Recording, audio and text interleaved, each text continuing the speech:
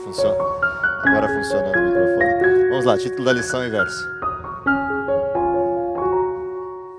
Escolhas que fazemos, verso.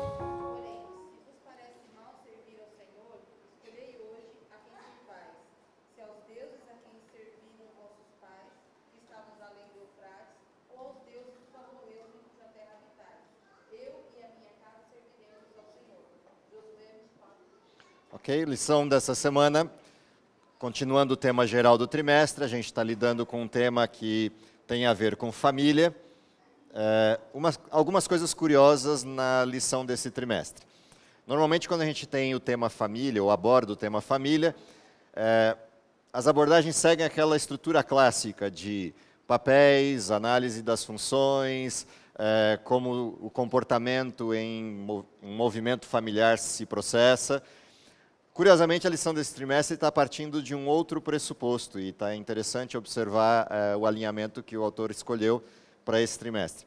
Em lugar de olhar a família a partir dos papéis da família e das pessoas agindo dentro do processo, a lição está caminhando para a construção da identidade das pessoas que compõem uma família e como essa identidade impacta, de maneira adequada ou não, o processo familiar.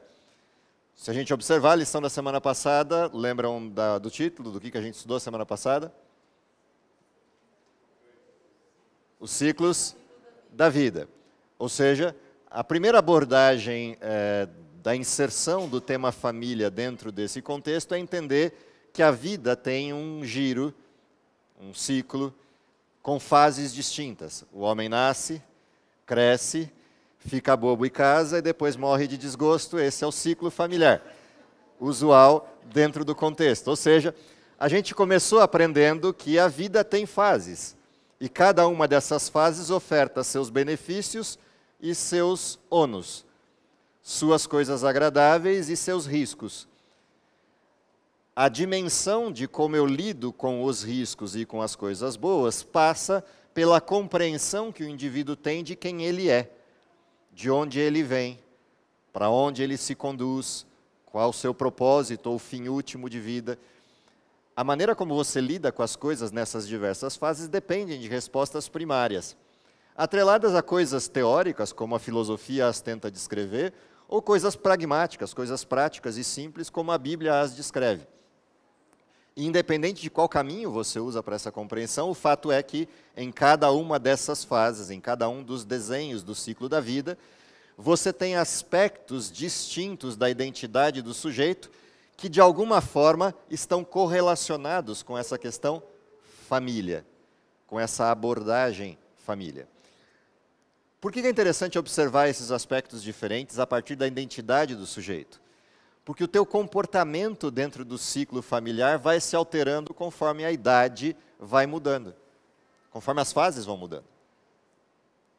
Portanto, uma das características importantes do olhar para esse desenho chamado família é as pessoas se entenderem nestas fases, as pessoas se perceberem nessas fases e compreenderem sua identidade e seus aspectos distintos em cada uma dessas fases. Bom, dado que é assim, vamos para a lição dessa semana. A lição dessa semana é a continuidade desse ciclo, olhando para escolhas. E começa já de cara com um verso interessante, que é o verso de Josué. Diga. Oi? Só diminui o vento, isso é fácil de fazer. Não seja esse o drama.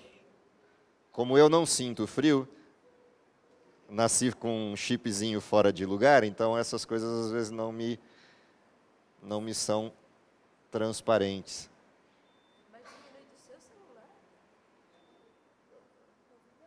Aqui também quer diminuir o vento ou tá tranquilo?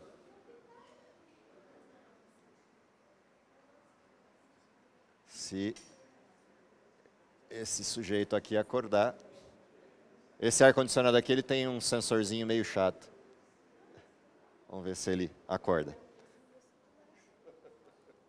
Bom, posto isso, voltamos ao foco. Melhorou o vento aí? Não, tranquilo. Não adianta eu continuar falando e vocês continuando desviando a atenção com o vento. Ou a gente resolve o problema ou... Vamos lá, voltando. O verso da lição dessa semana, que é o texto de Josué, apresenta uma coisa interessante para esse fenômeno escolhas. Você tem dois paradigmas, ou seja, Duas peças, uma de cada lado, e alguém chega e propõe, escolhe isso ou escolhe aquilo. E Josué se adianta e diz, eu já fiz minha escolha. E ele diz, eu e minha casa serviremos ao Senhor. Quando você olha escolhas dessa natureza, parece que as coisas são simples. Imagina você estar com fome e alguém te apresenta duas coisas para escolher. Um pão e um copo d'água. Qual você escolhe? Em tese, o pão. A menos que você odeie pão. Se você está com sede e alguém apresenta as mesmas duas coisas, o que você escolhe? O copo d'água. E se você tiver as duas coisas ao mesmo tempo? Fome e sede, qual você escolhe?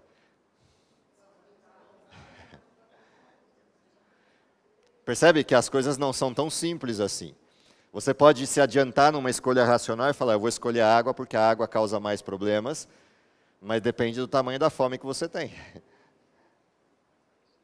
Ou seja, quando as escolhas são binárias, mas a necessidade também as escolhas deixam de ser simples. E eu estou falando de coisas muito simples, fome e sede. Quando as escolhas são binárias, ou seja, 0 e 1, água e pão, mas as necessidades também são binárias, fome e sede, as escolhas deixam de ser simples. Elas passam a ser problemáticas. Na vida, as escolhas são assim. Dificilmente a gente tem escolhas binárias disponíveis, com necessidades monocausais, com necessidades únicas. Via de regra, a gente tem necessidades múltiplas, com escolhas múltiplas disponíveis. E não raras vezes a escolha de uma coisa implica na perda da outra. E isso torna as escolhas difíceis. Quando a gente fala de escolhas que têm a ver com salvação, com religiosidade, com elementos teológicos, isso tem mais complicadores ainda. Porque vivemos num mundo desgraçadamente mau, distinto do mundo perfeito da criação, tendo que fazer escolhas na direção da salvação, mas as necessidades impostas pelo mundo nascem de elementos distintos daqueles da salvação. Você tem que comer, você tem que pagar as contas, você tem que trabalhar, você tem que fazer uma série de outras coisas que não tem nada a ver com a vida eterna. Tem a ver com a vida aqui. E não raras vezes essas coisas criam dificuldades para a vida lá, o que torna as escolhas mais difíceis. Portanto, algumas coisas a gente precisa começar a compreender para que escolhas façam sentido à luz do que a Bíblia propõe para a gente escolher. E a primeira coisa que a lição traz como palco, como fenômeno, como ponto de partida para escolhas, é um conceito, na realidade dois. Liberdade e livre-arbítrio. São os dois conceitos com que a lição abre a discussão de escolhas, e não podia ser diferente. Ela abre assim. E é aí que eu queria começar a nossa discussão inicial, para a gente entender o fenômeno. Quando a gente olha a liberdade, o conceito de liberdade, essa semana eu trabalhava com meus alunos do PP, os alunos de publicidade, um texto do Bauman, a matéria é Sociedade e Consumo, então eu busquei um texto do Bauman que tratava disso, para entender um pouquinho algumas peculiaridades da discussão. E uma das coisas que o Bauman levanta é a ideia de que liberdade não está ligada necessariamente a uma prática, aliás, está bem distante dela. Liberdade é muito mais uma ideia do que algo prático. E, de fato, quando a gente olha a Bíblia, esse é um aspecto interessante de observar. Somos, de fato, livres. E o que é que a humanidade definiu para essa palavra? Como é que a humanidade descreve liberdade? Se você parar 10 pessoas na rua e perguntar o que é liberdade para 10 pessoas, muito provavelmente 9 delas vão responder para você, se não as 10, vão responder para você algum conceito de liberdade atrelado a você poder fazer o que quiser. Não importa quão rebuscada ou simples seja a resposta, quando você espremer essa resposta na sua essência, ela vai estar ligada usualmente a uma coisa dessa natureza. Liberdade é poder fazer, ou poder escolher fazer, aquilo que você quiser. E aqui começa o nosso primeiro problema com a palavra, porque na Bíblia liberdade não tem nada a ver com isso. Liberdade não é você poder escolher fazer o que você quiser. Não na Bíblia. E, portanto, ela sai desse aspecto pragmático do fazer para um outro aspecto muito mais essencial do ser. Liberdade na Bíblia, se a gente tivesse que defini-la, ela está atrelada ao processo da criação. Como é que começa a criação disso que a gente chama de ser humano? Ou o que restou dele depois do pecado. Se você for ao verso 26 de Gênesis, você vai encontrar assim: criou Deus, pois, o homem... Como? Portanto, o primeiro conceito interessante de liberdade está aí. Que raio de liberdade é essa que, em vez de me fazer livre, me faz a imagem de alguém, ou a cópia de alguém, ou a semelhança de alguém? Já começa a ausência de conceitos usuais de liberdade aí. Ou seja, você e eu nascemos à imagem de alguém, à semelhança de alguém. Fomos criados à semelhança de alguém. Se isso é fato, então a gente começa a entender algumas coisas que vêm na sequência. Logo depois dessa frase vem, e domine. E aí vem uma série de itens ali. Domine sobre as aves do céu, sobre os peixes do mar, sobre toda a terra. E, desgraçadamente, não tem a próxima frase, domine sobre as mulheres. Porque se tivesse, nós não estávamos aqui, da forma como estamos. Como não tinha essa frase, ela fez o que queria e deu ruim. Estamos aqui. Brincadeiras à parte. O que acontece no texto? O texto definiu um paradigma na criação. Tem a criação do ser humano e tem domínio sobre algo. E esse domínio sobre algo é sobre tudo que foi criado antes, nos 5 dias anteriores e na metade do sexto. Ou seja, toda a natureza, em todos os seus aspectos, estava sob o domínio do homem. E aí entenda por homem a humanidade, o ser humano. O texto continua e diz assim, Deus criou o homem à sua imagem, homem e mulher os criou. E aí na sequência vem um segundo conjuntinho de ordem. Deus os abençoou e lhe disse, sede fecundos, multiplicai, enchei a terra. E aí, como o homem sempre esquece das coisas que avisam para ele, Deus repete a ordem, domine sobre os peixes do mar, sobre as aves do céu e sobre toda a terra. Afinal de contas, é parte da natureza humana esquecer. Entre aspas, brincadeiras à parte, num Éden perfeito. O que é curioso é, se existe uma hierarquia de domínio, o ser humano no topo da cadeia alimentar e a natureza abaixo disso, a pergunta que não quer calar é, quem domina o ser humano? Se eu não responder a essa pergunta, a sensação que eu tenho é de que liberdade é plena. Porém, o texto tinha começado dizendo, criou Deus, pois, o homem à sua imagem, conforme a sua semelhança. E para a gente não ter dúvida disso, o capítulo 2, que na realidade é o fim do 1, começa assim, havendo, pois, Deus terminado toda a sua obra no dia sétimo. O que diz o texto? Abençoou Deus o dia sétimo, santificou e nele descansou. 3 coisinhas básicas. Número 1, Deus para de fazer o que estava fazendo, descansou, cessou de fazer. Segunda coisa, abençoou algo, o tempo. Até aí, nenhum problema. O problema é que a terceira palavra diz santificou este tempo que abençoou e esse espaço de tempo que abençoou. Ou seja, separou para um uso exclusivo. Exclusivo, salvo engano meu do conceito da palavra, é restritivo. Portanto, tem um espaço de tempo aqui que Deus restringiu para um uso exclusivo, para chamar de seu. Portanto, já não é liberdade plena, nem na criação, nem no tempo. Pelo menos não que não diz respeito a essas 24 horas. O outro tempo parece ter liberdade. Mas quando eu olho que isso estabelece uma segunda hierarquia, eu vou lá no Novo Testamento, tem um texto assim, Deus criou o sábado por causa do homem e não o homem por causa do sábado. E a minha pergunta é o que esse texto quer dizer? Na realidade, esse texto se resume numa segunda fase da hierarquia. A terra responde ao homem e o homem responde a Deus. Portanto, que raio de liberdade é essa em que alguém responda a alguém? Que raio de liberdade é essa onde eu tenho que cumprir ordens a alguém, bater continência a alguém? Aqui começa o conceito, de fato, de liberdade na Bíblia. Liberdade na Bíblia não é escolher fazer o que quiser. Liberdade na Bíblia é de fato binária. É eu escolher viver com Deus e sob a sua tutela e modelo, ou não existir. Isso é liberdade na Bíblia. Livre-arbítrio na Bíblia é escolher entre existir desta forma como eu fui criado, ou não existir.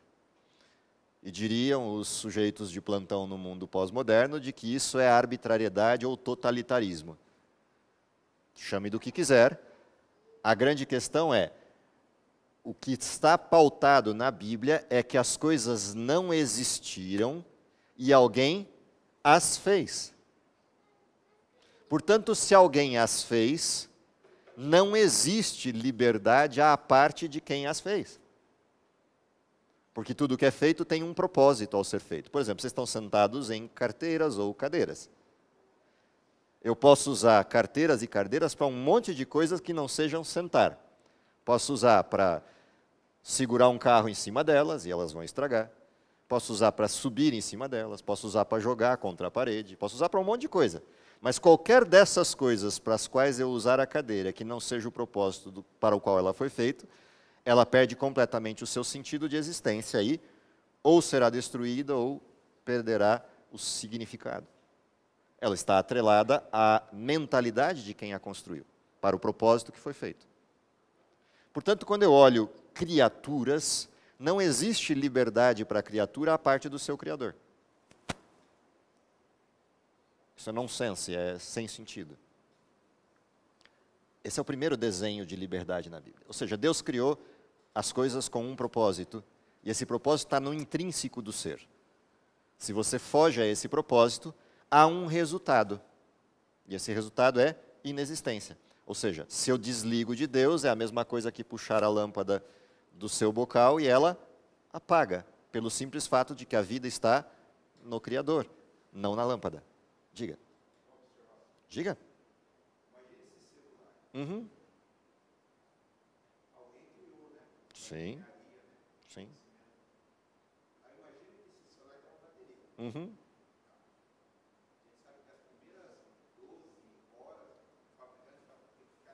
Uhum.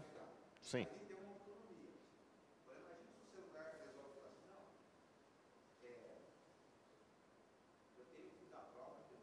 Uhum. Uhum. Sim. Ele vai desligar. O ser humano é idem. Portanto, ele está atrelado ao seu Criador, por força e definição da criação. Isso é arbitrário? Depende. Por que lado você está olhando a arbitrariedade? Pelo lado de que não existia nada e ele fez? Ou pelo lado de quem nasceu e se acha? Essa é a grande pergunta. Aqui começa a questão primária da lição escolhas. Elmer?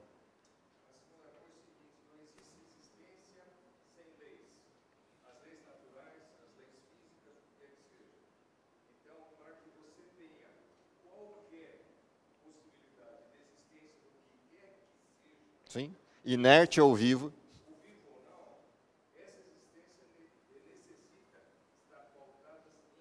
Sim.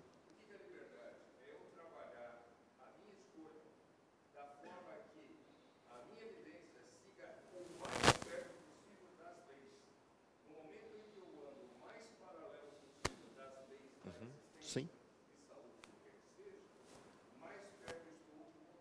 Uhum.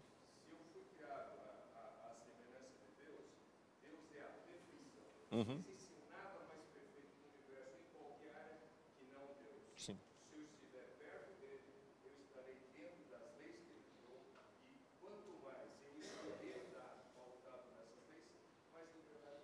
Portanto, o conceito de liberdade passa a ser algo que um professor antigo meu apresentava nas aulas de filosofia.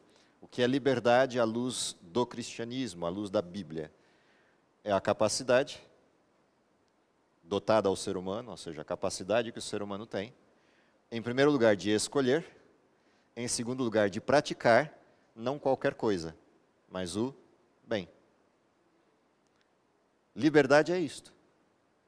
Capacidade, portanto, foi dada por alguém, posta na criação, de escolher, uma segunda habilidade dentro dessa capacidade, dessa competência inicial, e praticar aquilo que é correto, aquilo que é bom. Isso é liberdade na Bíblia. Qualquer coisa diferente disso é inexistência. É assim que funciona o modelo. Chame do que quiser, chame de arbitrariedade, a questão é, se você olhar o resultado de uma ou outra estrutura, a partir do resultado você percebe se é arbitrário ou não. Qual é o resultado de escolher e executar o bem? Bem. Qual é o resultado de fazer diferente? O resultado de fazer diferente na instância 1, se permanecer vivo, é mal. Na instância 2, é morte. É desligamento total. O intervalo dessas duas coisas é desgraçado. Eu fico, às vezes, cabulado, como se diz por aí, quando eu olho o sujeito frente à morte. Você olha o ser humano frente à morte, e quando a morte é desgraçada, no sentido de sofrimento e dor, a grande maioria dos seres humanos gostaria de que isso fosse abreviado. Não raras vezes se discute a eutanásia como um fenômeno social aplicável. O mesmo ser humano que, face ao sofrimento desgraçado do fim da vida, pede a eutanásia como solução para a redução do processo, é o que acusa Deus quando Deus faz a eutanásia do pecado e elimina o sofrimento. Essa contradição existente no ser humano é a prova cabal de que a lógica humana é falha. Ou seja, a regra que ele aplica para si não é a regra que ele aplica ao outro. Ele é contraditório. Esse é um dos efeitos colaterais do pecado. Portanto, entender que livre-arbítrio é isso é a primeira instância para eu entender que tipo de escolhas, a partir daí, eu tenho que fazer. Se você virar a página da lição para segunda-feira, você vai ver lá que o título de segunda-feira atrela escolhas a um fenômeno. O que está escrito lá? Por que atrelar, porque eu deveria atrelar o fenômeno escolha a esse objeto qualitativo, a esse valor certo? Está ligado ao fenômeno inicial. Só faz sentido eu falar em fazer escolhas certas a partir do fenômeno inicial, porque senão o certo é aquilo que eu quiser. E o certo para mim não será o certo do outro. Simples desse jeito. Por exemplo, se o certo para mim for ter dinheiro e o dinheiro está contigo, qual é a escolha certa a se fazer? Robin Hood, eu tiro de você porque me falta. O certo, quando não tem o paradigma inicial, ele é sempre desqualificado. Ele sempre impacta o outro. Que é outra coisa interessante do porquê liberdade é um conceito virtual. Porque se liberdade, tem pessoas que vão responder assim, liberdade é você poder fazer o que você quiser, desde que não afete o outro. Pergunta, existe alguma escolha no mundo real que não afete o outro? Portanto, liberdade é só uma questão de percepção. Ou seja, se tudo que eu faço afeta os outros, o único jeito de a vida ser bem vivida é se todas as escolhas forem boas para quem? Para o outro. Porque se eu escolher as coisas pelo paradigma daquilo que é bom para mim, sempre isso vai afetar o outro. Mas se eu escolher no paradigma daquilo que afeta bem o outro, isso sempre retornará para mim de que jeito? Bem, se todos fizerem isso. Porque sempre vai ter alguém olhando para você, fazendo escolhas boas para você, assim como você está fazendo escolhas boas para o outro, e esse processo vira um ciclo interminável de bondade. Diga.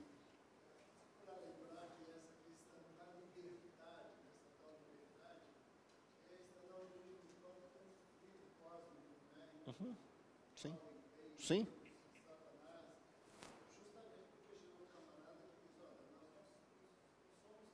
Uhum.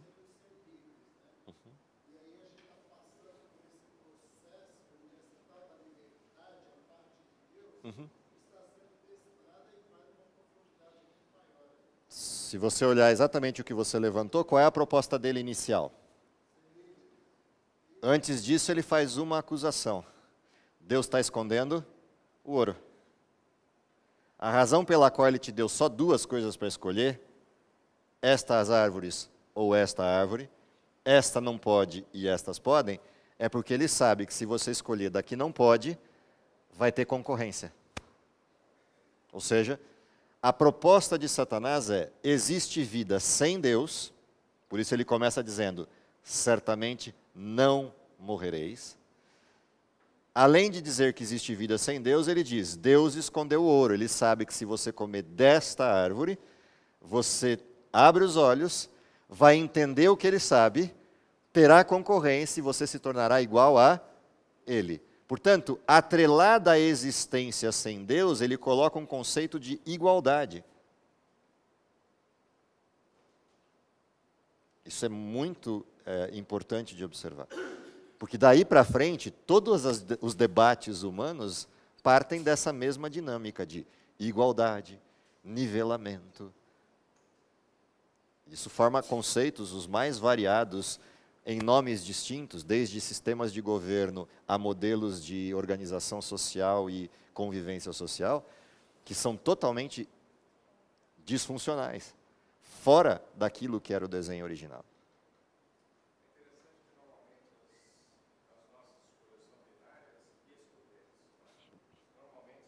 Uhum.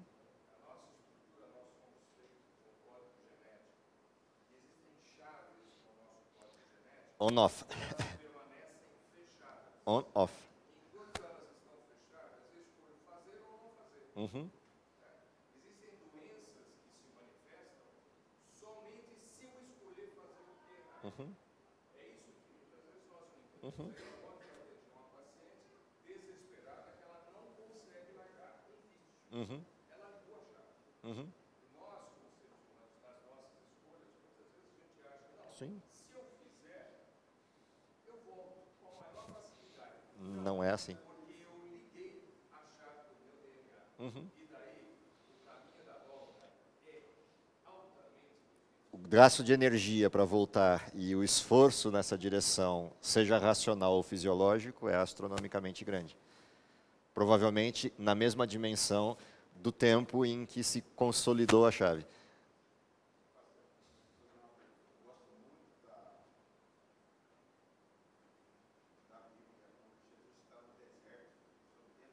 Uhum.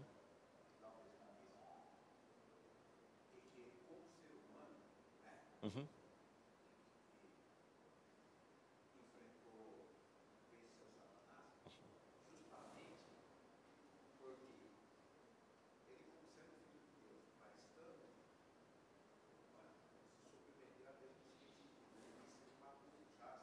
Uhum.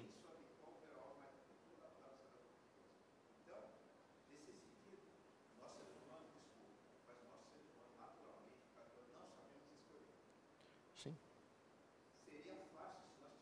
Uhum. Sim. Uhum.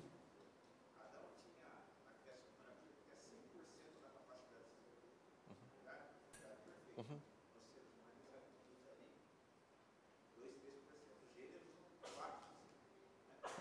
Há questionamento sobre os números, mas de qualquer forma isso é parcialmente verdadeiro. Sim.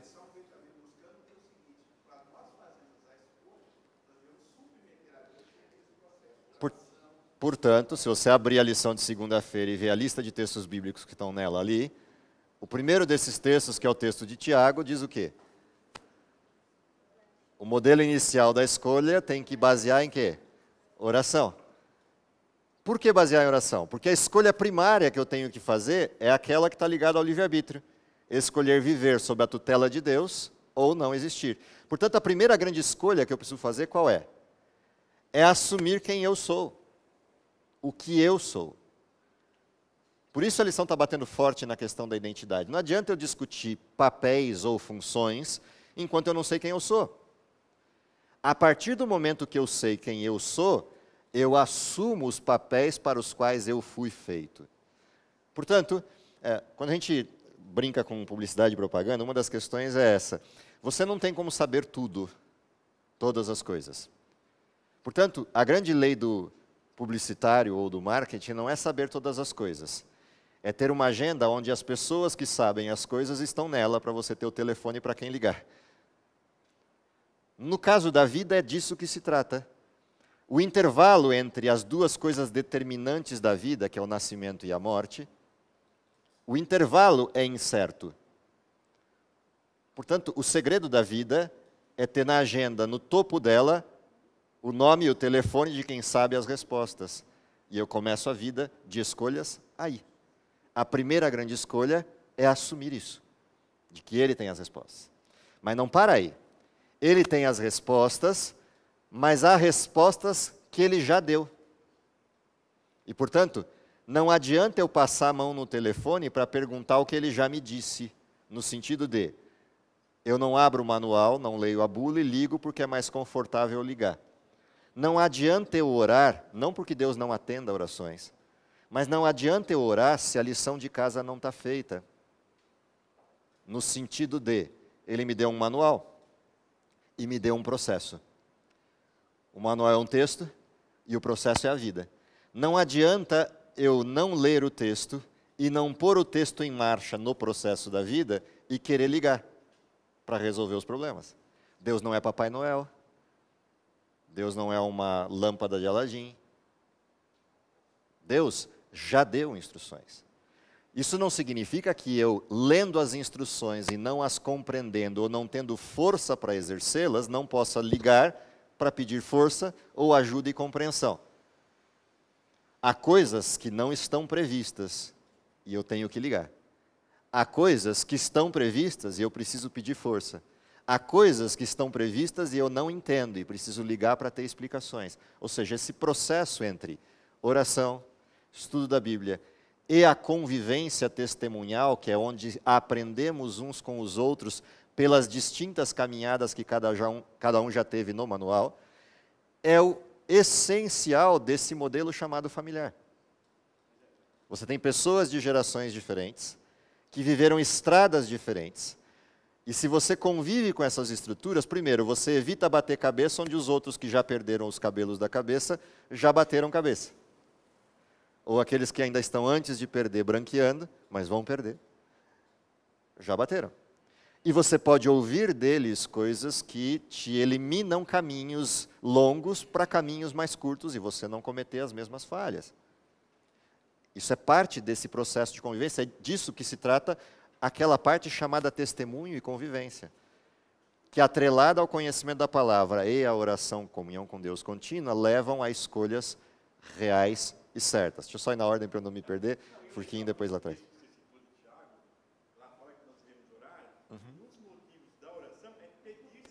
Sim, e o Senhor, de forma benevolente, a dará. Ok? Faz parte do fenômeno.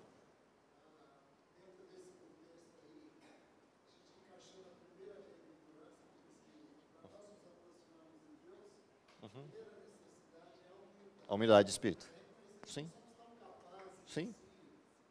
Toda. Sim.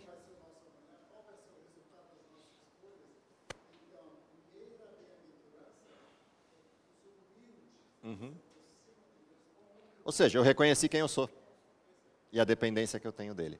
Aí fica fácil as outras três. Qual é a próxima escolha da cadeia? Escolha bem com quem você vai abrir o seu coração, seus amigos. Começa aí. Porque você não casa quando nasce, você casa um pouquinho depois disso. Antes de casar, você teve um monte de gente que conviveu e influenciou você. Portanto, escolha bem. Por que escolher bem os amigos depende de ter escolhas certas e de ter feito a primeira escolha? Porque eu preciso escolher pessoas que tenham escolhido a mesma coisa que eu. Reconhecer que sou de Deus e depender dele. Se eu escolher pessoas que têm o oposto disso, para onde elas me levam? Para um ponto de interrogação inicial e, consequentemente, para outras aplicações. Isso não significa que a gente viva fora do mundo. O mundo é desgraçadamente mau. Não há como evitar influências. Por exemplo, eu não posso evitar o ar que bate na muleira. É uma influência. Eu não posso evitar um barulho. uma desatenção, eu não posso evitar uma dor. As influências estão disponíveis no mundo mal e a gente vive nele. Eu não posso evitar as pessoas que foram colocadas ao meu redor, é parte do desenho. Mas eu posso evitar as pessoas que eu vou escolher. Essas eu posso, como amigos. E eu deveria escolhê-las baseadas em uma estrutura. A escolha que eles fizeram por Deus. É diferente de eu conviver com as pessoas nas suas múltiplas formas. Estamos no mundo para salgar o mundo, mas não necessariamente para nos abrir para o mundo, no sentido de permitir que o mundo nos influencie com as suas teses. É disso que fala o texto, de escolher bem os amigos a partir desse paradigma inicial. Que nos leva para a próxima escolha. Pensa numa pedrinha que bateu no centro de um lago e começam círculos abrindo concêntricos até a bordinha do lago. O primeiro ciclo que bateu no lago é você. É a pedra, que tem que reconhecer sua identidade. É o primeiro grau de decisão, de escolha. O primeiro anel depois desse é família. Você nasceu em algum lugar, mesmo que esse lugar seja desprovido de tudo, de pai, de mãe e de tudo, mas você nasceu em algum lugar. Esse é o primeiro anel concêntrico, as pessoas que vivem com você nessa primeira fase da existência. Há uma responsabilidade binomial aí, de cuidar do seu para com elas e delas para com você. Essa você não tem escolha. O próximo anel concêntrico é com quem você vai conviver, os seus amigos. E há uma responsabilidade na escolha desses para escolher bem. Mas esse anel abre. E aí você vai fazer a escolha mais difícil da vida, que é escolher com quem você vai fazer turno de 24/7. Por 365, e ainda desgraçadamente um ano 366 a cada 4. Não tem como escapar pelos próximos anos da vida.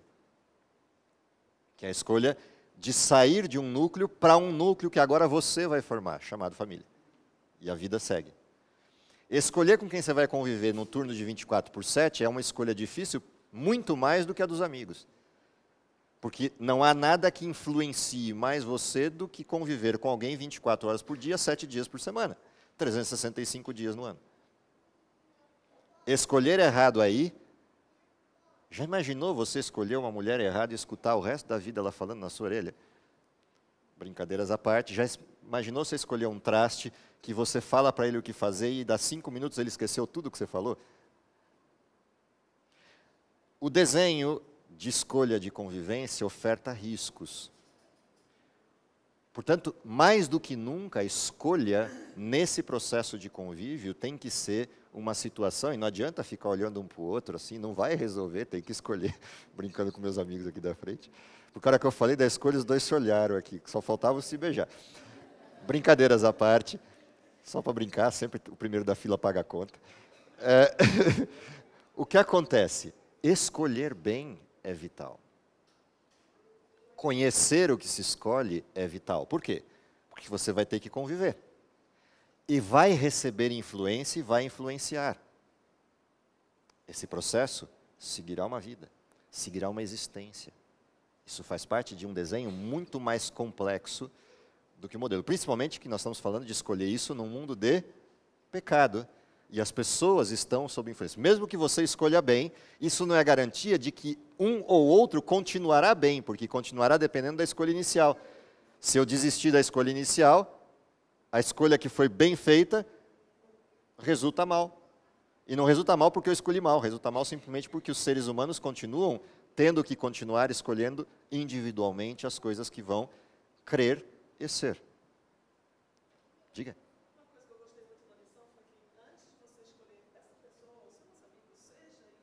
Óbvio, por isso que começou aqui na pedrinha do lago. Mas é óbvio, ou seja, o que eu sou implica o próximo anel, o próximo anel, o próximo anel. Sim. Portanto, quando eu chego aqui nessa parte do anel, ou seja, nesse nível do anel da escolha do cônjuge, presume-se a primeira escolha já está feita, a segunda já está resolvida e a terceira também. Porque senão eu vou ter mais trabalho, mais dificuldade aqui.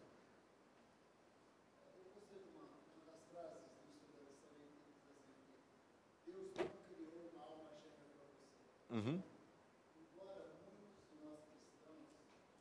Uhum.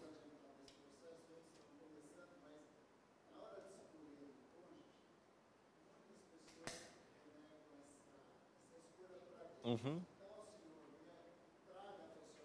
Uhum.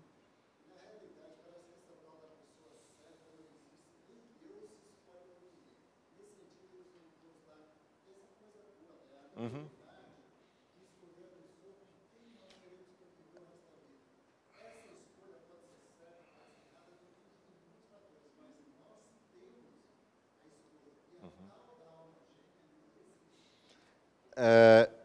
Há verdades e mentiras na frase, como os 4% do meu amigo ali do gênio.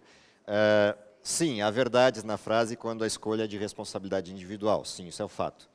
Mas também há verdades no fato de que eu posso pedir a Deus que oriente a minha escolha.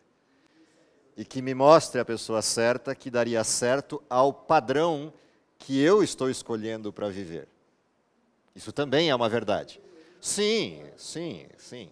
Por isso que eu falei, há um certo cuidado que a gente tem que tomar com a afirmação, pela razão de, se eu retirar para um nível de escolha formal, eu retiro a influência de Deus no modelo e a possibilidade de eu me submeter, inclusive nesse aspecto, para Deus me ajudar a escolher certo e continuar certo, depois de feita a escolha. Porque, do mesmo fato que não existe a alma gêmea no sentido primário, há a construção dessa alma gêmea no sentido secundário, e que depende de um processo de convivência com Deus, ok?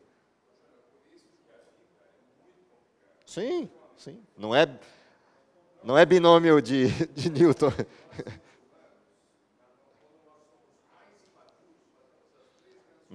As mais formais escolhas da vida. Uhum.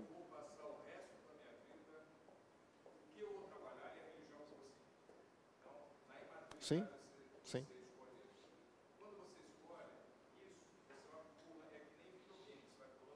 Uhum. Uhum.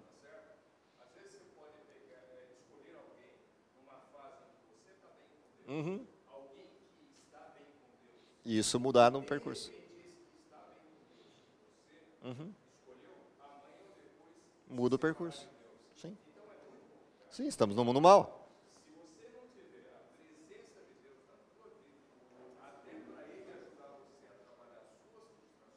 Vai tudo embora. Sim. Uhum. Sim, sim. Esse é o desenho, não é só? Já é.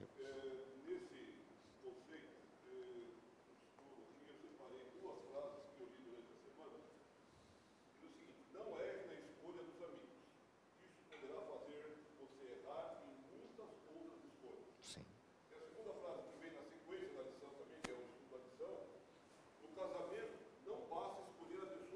Uhum. Que é a frase da... Deu branco. Da Cláudia. Ok? São as duas coisas. Ou seja, primeiro eu sou, para depois escolher. Isso me leva à última escolha, que é a parte pragmática da vida. A lição usou o termo profissão, por uma razão direta, mas entenda por profissão não aquilo que você faz para viver, mas todas as coisas que você faz na vida, ou seja, todas as atividades que você exerce, independente se são aquelas para você receber o dinheiro para viver ou aquelas que você simplesmente faz. Ou seja, depois que eu passei por essa sequência, o último elemento que eu preciso entender é que a vida precisa ter propósito. E, portanto, primeira coisa, não tem coisa desgraçada tanto quanto você fazer o resto da vida o que você não gosta. Portanto, escolha fazer o que você gosta. Mas não é escolher o que você fazer, escolher fazer o que você gosta pelo fato de que você gosta. É escolher fazer o que você gosta para a missão certa. Porque eu posso fazer o que eu gosto o resto da vida e isso não ter propósito. Ser simplesmente egocêntrico. Ou eu posso escolher fazer o que eu gosto para, com o que eu gosto, beneficiar as pessoas na missão. Aí eu escolhi certo. Porque o propósito não está no que você faz, mas no porquê você faz o que faz. Ou seja, eu posso ser um lixeiro com propósito, como eu posso ser um médico com propósito. Eu posso ser um lixeiro feliz e um médico infeliz, mesmo salvando vidas como médico.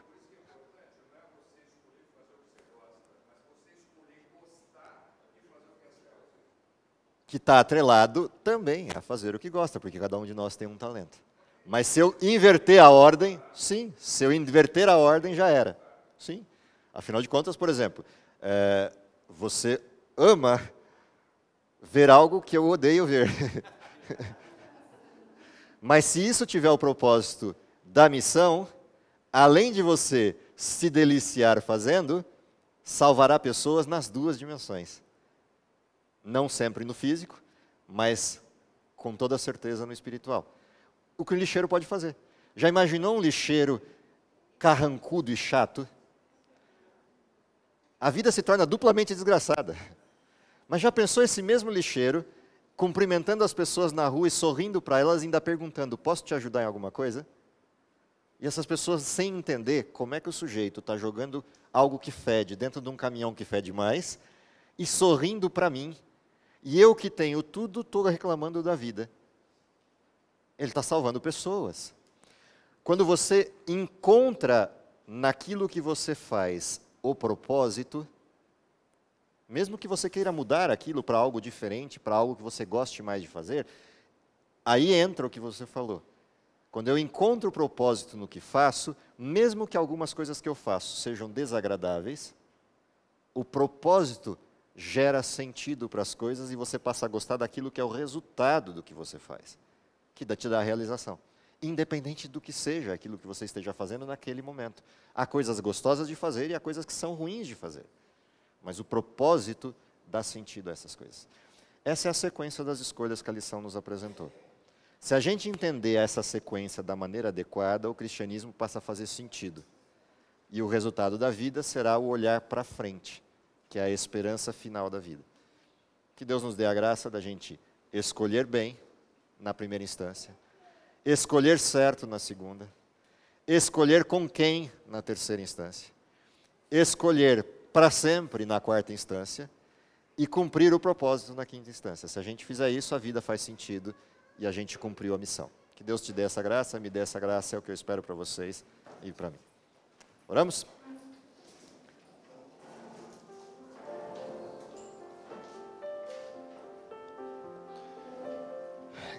Querido Pai que está nos céus, te agradecemos pela vida que temos, pela oportunidade que temos de conhecer a Tua Palavra, mas principalmente te pedimos nesse momento que nos dê a convicção plena do significado de ser filhos de Deus, nos dê a rendição necessária para que nos submetamos a esse Deus que nos criou e, acima de tudo, que isso transforme a nossa vida para que a nossa prática seja uma prática que se molde a favor do bem, o bem primário, o bem soberano, o bem que vem do céu, o bem da perfeição.